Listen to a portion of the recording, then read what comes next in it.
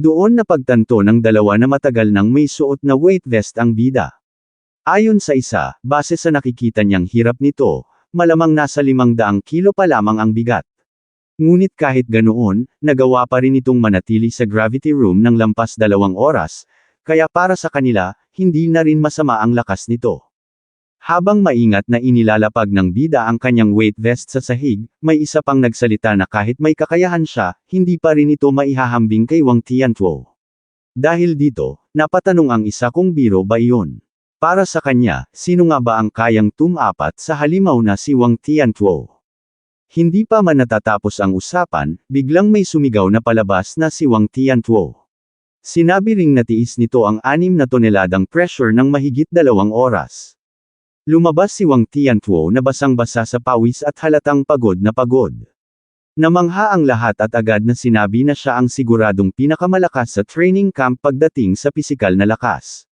May ilan pang nagsabi na kung sila ang nasa posisyon nito, baka kalahating oras pa lang sa 500 kilo ay bumigay na sila.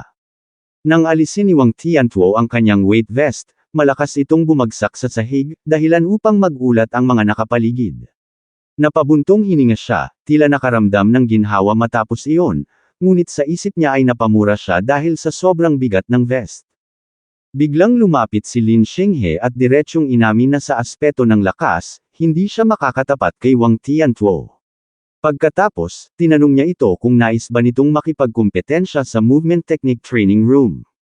Sumagot si Wang Tiantuo at sinabing ang tina-train ni Lin Xinghe ay isang A-rank movement technique, at bukod pa roon ay wind attribute pa ito. Para sa kanya, hindi makatuwiran na makipagpaligsahan sa ganoong larangan. Napaisip ang bida sa narinig niya tungkol sa A-rank movement technique.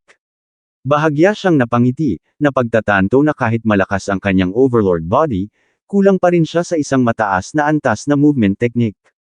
Ilang sandali pa, lumipat ang eksena sa movement technique training room. Namangha ang lahat ng masaksihan ang A-rank movement technique na Flying Swan Startling Cloud Step, isang teknik na halatang napakalakas. Ang training room ay puno ng mga pana na tuloy-tuloy ang paglabas. Ayon sa ilan, kahit naka-level 3 lang ang difficulty, halos imposible na itong iwasan. Samantala, itinakda ni Lin Xinghe ang difficulty sa maximum level 10. Nakatutok ang lahat sa malaking screen habang pinapanood ang kanyang galaw. Napakabilis niyang kumilos at sunod-sunod na naiwasan ang mga palasong tumatama sa kanya. Napabulalas ang ilan sa bilis nito. Para sa kanila, halos hindi na masundan ng mata ang kanyang galaw, at sigurado silang hindi sila tatagal kahit 1 segundo sa ganoong sitwasyon.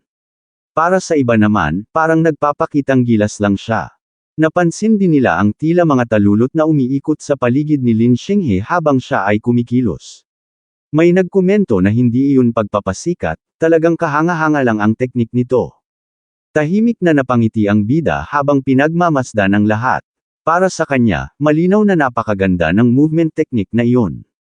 Pagkatapos nito, ginamit niya ang kanyang sistema at sinimulan niyang kopyahin ang Flying Swan Startling Cloud Step mula sa 1%.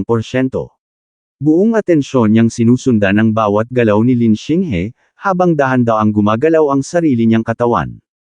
Agad itong napansin ng ibang estudyante. May mga natawa at nagtaka kung iniisip ba niyang matututunan niya ang A-rank movement technique sa simpleng panunood lamang.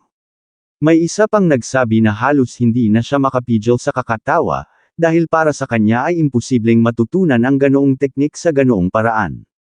Ngunit sa sariling mundo ng bida, wala siyang ibang iniisip kundi ang galaw ni Lin Xinghe. Patuloy niya itong ginagaya, at habang ginagawa niya iyon, unti-unting tumataas ang porsyento ng kanyang pagkopya. Hanggang sa lumabas ang abiso ng sistema na binabati siya, ang Flying Swan Startling Cloud Step ay umabot na sa basic level. Napahawak siya sa kanyang ulo. Sa wakas, natutunan na rin niya ang kanyang unang A-rank movement technique. Gayunpaman, napansin niya na masyadong flashy ang galaw ni Lin Xinghe. Para sa kanya, medyo mahirap itong iakma sa sariling estilo. Ngunit dahil wala naman siyang ibang bersyon na pwedeng pagbatayan, iyon muna ang napilitan niyang sundan. Ilang sandali pa, lumabas ang panibagong abiso, ibinabalik na siya sa realidad. Unti-unting naglaho ang espasyong nakapaligid sa kanya. Sa isip niya, tuwang-tuwa siya sa kanyang nagawa. Dahil natutunan na niya ang movement technique, pakiramdam niya ay hindi na niya kailangang bumalik pa sa movement technique training room. Sa halip, mas mabuting pumunta na lamang siya sa Ferocious Beast Room upang manghuli ng mga halimaw at kumita ng martial value. Ngunit bigla siyang napahinto ng makarinig ng mga komento mula sa likuran. Paglingon niya, laking gulat niya nang makita na halos lahat ay nakatingin sa kanya. May isang nagsabi na kahawig ng kay Lin Xinghe ang kanyang galaw. May isa pang sumingit at nagsabing kahit siya ay hindi kayang gawin ang ganoon ka-flashy na galaw, kaya labis siyang humanga sa kanya. Dahil dito, biglang nahiya ang bida. Doon niya napagtanto na ang mga galaw na ginagawa niya sa loob ng espasyong iyon ay naisagawa rin pala niya sa totoong mundo. Napamura siya sa isip at agad nagpasya na hindi na niya iyon uulitin sa harap ng iba. Agad siyang tumakbo palayo. Habang lumalayo, naririnig pa rin niya ang ilang estudyante na sumisigaw at humihiling na ulitin niya ang kanyang ginawa dahil para sa kanila ay napakaangas nito. Habang tumatakbo, napansin niyang may sumusunod sa kanya. Bahagya siyang sumulyap sa likuran at nakita ang dalawang lalaking nakalaban niya noon. Narinig niyang sinabi ng isa na sa wakas ay nahanap na rin nila siya, at mukhang papunta siya sa Ferocious Beast Room. Plano nilang harangan siya sa pintuan paglabas niya roon at doon siya aabangan. Pagdating niya sa harap ng Ferocious Beast Room, nakita niyang maraming estudyante ang nagkukumpulan upang manood. Sa may pasukan, naroon si Wang Tiantuo kasama si Xiao Yan. Tumatawa si Wang Tiantuo habang kausap si Xiao Yan. Ayon dito, nais daw makipagkumpetensya ni Xiao Yan sa kanya sa pagpatay ng mga halimaw. Sinang-ayunan niyo ni Xiao Yan at ipinaliwanag na gusto lamang niyang malaman kung sino sa kanila ang tunay na number 1 sa training camp. Mayabang na tinanong ni Wang Tiantuo kung iniisip ba nitong kaya siyang talunin, lalo na't ang katawan niya ay may barbarian god body, samantalang si Xiao Yan ay umaasa lamang sa spiritual telekinesis. Para sa kanya, tila minamaliit siya nito. Ngunit kalmado lang na sumagot si Xiao Yan, at sinabi na sa tingin niya ay si Wang Tiantuo ang siyang minamaliit ang kapangyarihan ng isang Spirit Master. Napaisip ang bida sa narinig niya tungkol sa Spirit Master, dahil hindi pa niya nakikita kung paano lumalaban ang mga ito. Dahil dito, nagpasya siyang manood muna bago manghuli ng halimaw para kumita ng martial value. Nang pumasok si Xiao Yan, agad na lumabas sa malaking monitor ang eksena sa loob. Napansin ng bida na tila lumulutang ito sa hangin. Nagtaka siya dahil alam niyang ang kakayahang lumipad ay karaniwang para lamang sa mga Grandmaster. Napaisip siya kung isa na nga bang Spirit Master si Xiao Yan. Hindi pa man siya nakakapag-isip ng tuluyan, biglang naglabas si Xiao Yan ng isang Spirit Ball mula sa kanyang kamay. Mula rito, sunod-sunod na lumabas ang matalim na enerhiya na direktang tumama sa ulo ng mga halimaw. Sa loob lamang ng isang iglap, 3 tier isang high-stage Black Tiger ang agad nitong napatay gamit ang kumikislap na enerhiya. Lalong namangha ang bida sa kanyang nasaksihan. Habang abala si Xiao Yan sa pakikipaglaban, biglang may lumitaw sa kanyang likuran, isang napakalaking Black Tiger na naglalabas ng nakakatakot na presensya. Ngunit bago pa man ito makakilos, bigla itong nanigas sa ere, tila may pumipigil dito. Doon naunawaan ng bida na hindi lamang umaasa si Xiao Yan sa pag-atake mula sa malayo, kaya rin itong kontrolin ang galaw ng kanyang kalaban gamit ang spiritual telekinesis. Sa isang simpleng pagwasiwas ng kamay, tuluyan niyang pinatay ang halimaw gamit ang nagliliwanag na punyal. Sa sandaling iyon, saka lamang napansin ng bida na may punyal palang ginagamit si Xiao Yan.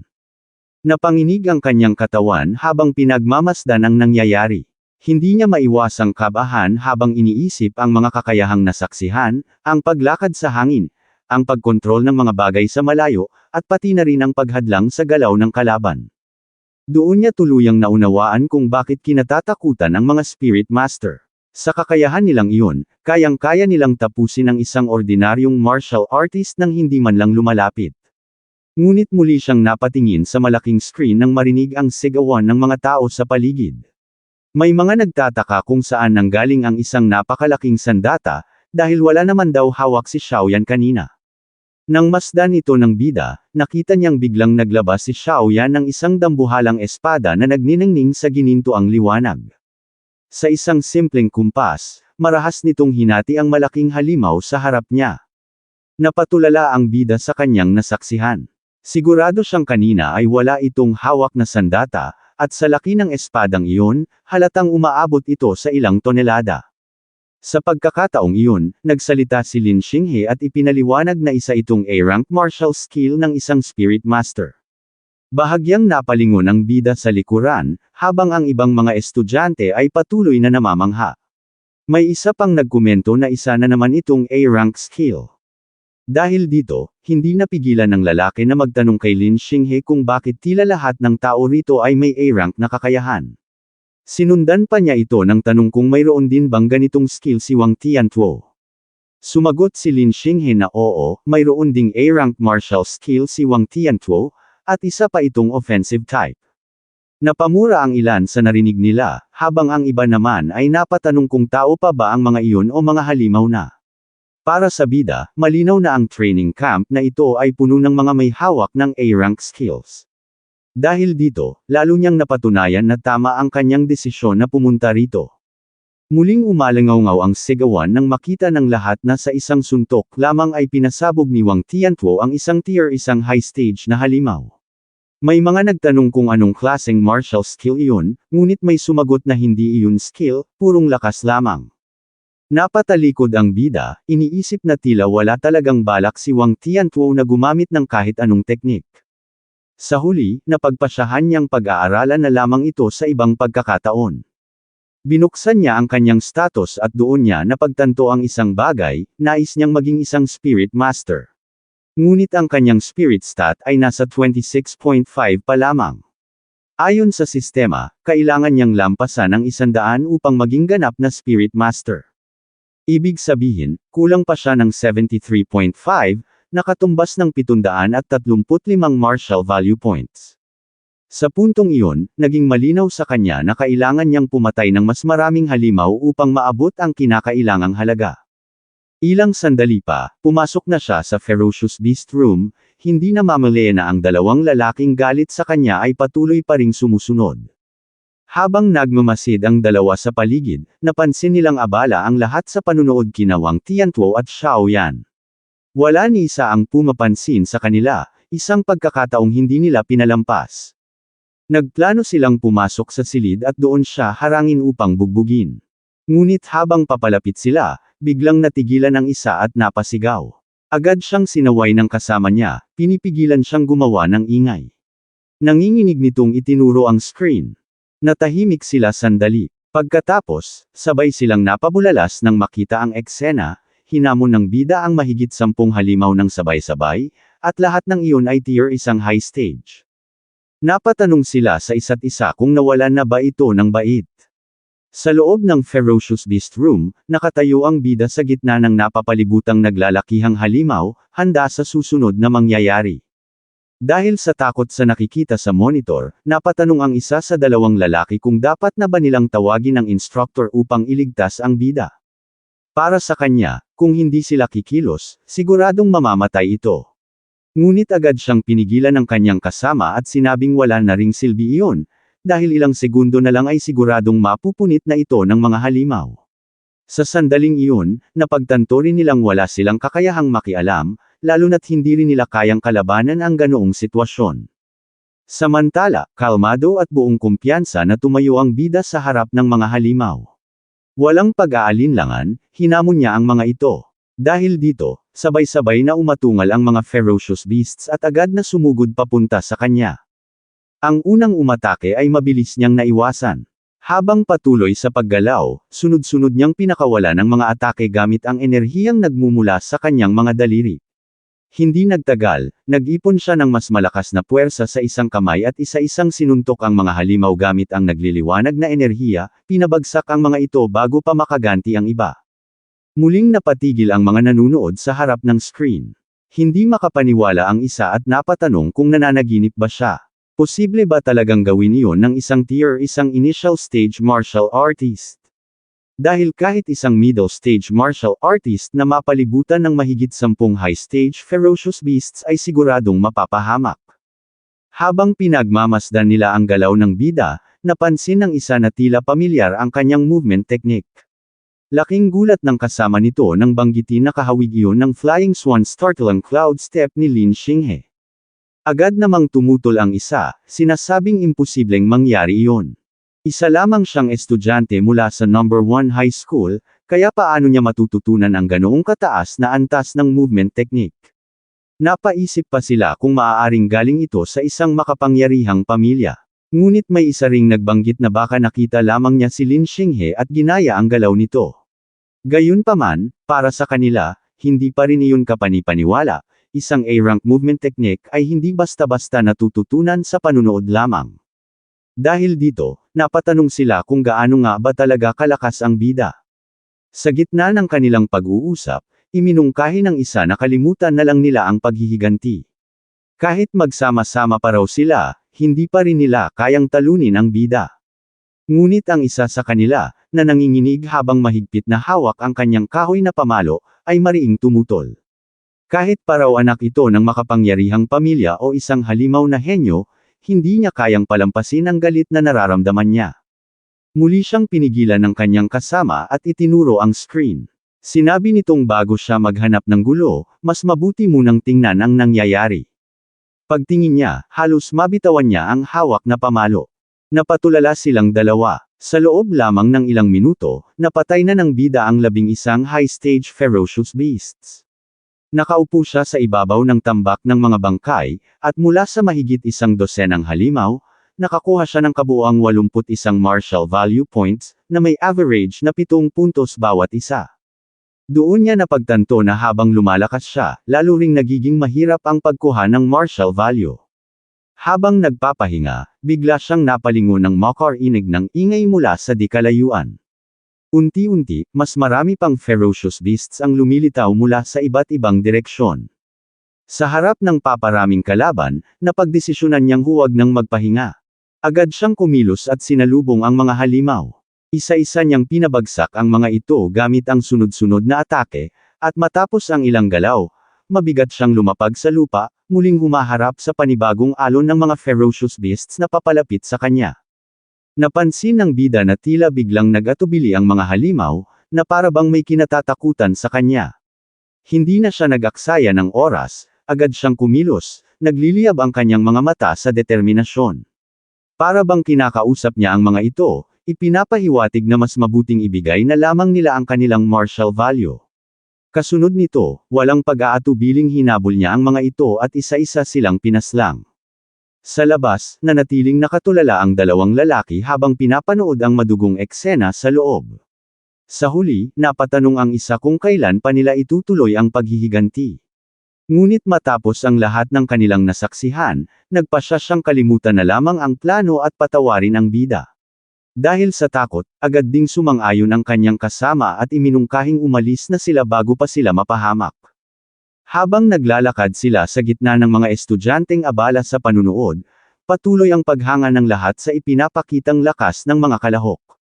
Sa laban ni Wang Tiantuo, namangha ang mga tao nang makita nilang nakapatay ito ng siyam na tier isang high-stage ferocious beast sa loob ng wala pang 10 minuto. Samantala, si Xiaoyan naman ay halos hindi gumalaw, ngunit nagawa pa ring makapatay ng 8 high-stage ferocious beasts. Habang papalayo ang dalawa, napansin sila ng isang estudyante at agad na tinanong kung bakit bumalik na sila. Hindi ba raw sinabi nilang maghihiganti sila? Sinundan pa nito ng tanong kung natalo na ba nila ang batang iyon. Napilitan ang dalawa ng umiti at sumagot ng oo, sabay tawa upang pagtakpan ang katotohanan. Ngunit sa likod ng kanilang mga ngiti, unti-unting nanlamig ang kanilang ekspresyon. Hindi nila maiwasang maalala ang nangyari. Kung nagkamali lamang sila ng isang hakbang, baka ngayon ay nakahandusay na sila, walang buhay, tila mga basurang itinapon na lamang kung saan. Doon nila tuluyang naunawaan kung gaano kalupit ang training camp na ito. Hindi lang ito mahirap, puno ito ng mga halimaw na kayang pumatay anumang oras. Habang iniisip pa nila ang lahat, biglang nabaling ang kanilang atensyon nang may sumigaw na nakalabas na sina Wang Tiantuo at Xiaoyan. Agad itong naging sentro ng usapan. May mga nagsabing nakapatay ang dalawa ng napakaraming ferocious beasts kahit may suot pang weight vest, kaya siguradong matindi ang kanilang naging pagod. May ilan ding nagtanong kung ilang contribution points ang kanilang nakuha.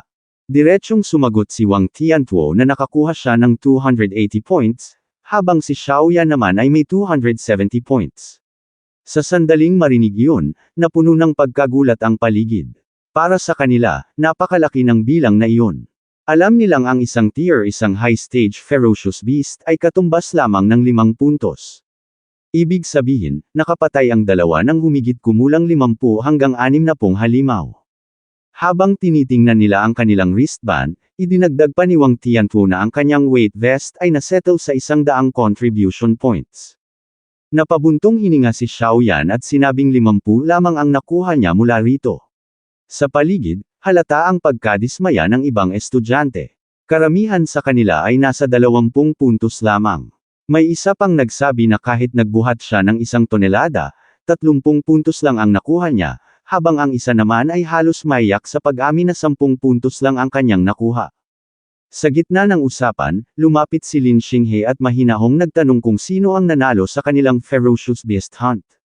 Walang pag-aalinlangang itinuro ni Xiaoyan si Wang Tiantuo bilang panalo. Dahil dito, muling nagbulungan ang mga estudyante. Iniisip nila na kung ganoon kalaki ang puntos ni Wang Tiantuo at Xiaoyan, malamang ay mas mataas pa ang kay Lin Xinghe.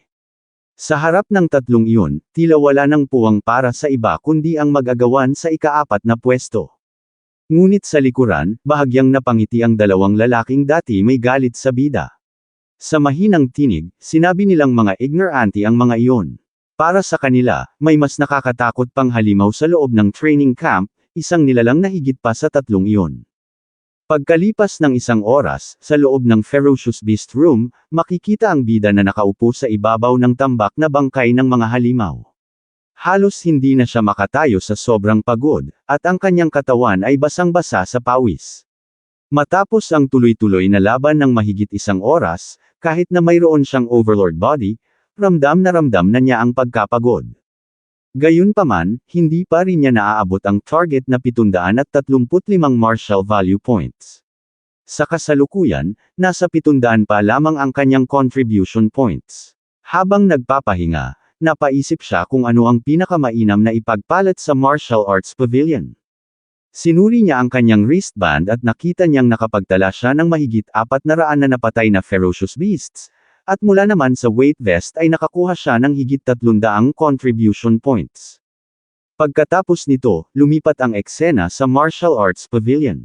Humarap ang bida sa isang receptionist at tahimik na binuklat ang talaan ng mga kagamitan. Isa-isa niyang pinag-aralan ang mga presyo, mula sa iba't ibang pills hanggang sa A-rank martial arts.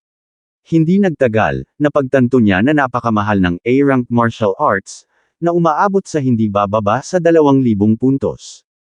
Sa kabilang banda, mas abot kaya ang mga pills, lalo na ang spirit gathering pills. Habang matagal siyang nag-iisip, napansin siya ng receptionist at tinanong kung nakapagdesisyon na ba siya. Sa isip ng babae, mukhang tier isang initial stage lamang ang binata at tila wala itong kayang bilhin. Agad namang nagtanong ang bida kung ang spirit gathering pills ba ay ginagamit upang mapataas ang spiritual power. Tumango ang receptionist at ipinaliwanag na epektibo lamang ito sa unang paggamit, at habang mas mataas ang grade, mas malaki ang epekto.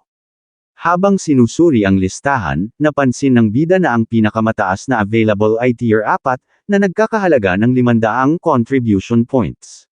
Walang pag-aatubili, sinabi niyang kukuha siya ng isang tier 4 na spirit gathering pill. Nagulat ang receptionist at agad na nilinaw na 500 puntos iyon, hindi 50. Ngunit kalmado lamang na kinumpirma ng bida na iyon talaga ang kanyang pipiliin. Ipinakita pa niya ang kanyang wristband na may 700 contribution points. Dahil dito, hindi napigilan ng receptionist ang kanyang pagkabigla. Agad nagbago ang kanyang pagtrato, at dali-dali siyang kumuha ng isang kahon na naglalaman ng spirit gathering pill at iniabot iyon sa bida.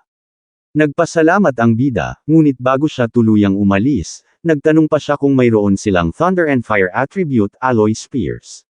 Masiglang sumagot ang receptionist na mayroon at nagkakahalaga ito ng 200 puntos. Matapos ang transaksyon, muling nagpasalamat ang bida at umalis. Kinagabihan, pagbalik niya, tahimik niyang sinuri ang kanyang mga nakuha, ang C-rank dual Thunder and Fire attribute spear na tinatawag na Thunder Fire Spear. Habang tinitingnan ang kanyang status panel, napansin niyang mas lalo pang naging epektibo ang kanyang vitality at guidance technique. Nakakuha rin siya ng 470 martial value points. Sa loob lamang ng isang araw, mas malaki pa ang naging pag-unlad niya kumpara sa dati niyang progreso sa loob ng isang linggo. Habang hawak ang Spirit Gathering Peel, kinuwenta niya ang kanyang kasalukuyang spiritual power na nasa 26.5. Kahit may dagdag na 470 martial value points, kulang pa rin siya ng 25.5 upang maabot ang 100. Tahimik niyang tinitigan ang peel, umaasang sapat ito upang mapunan ang kakulangan.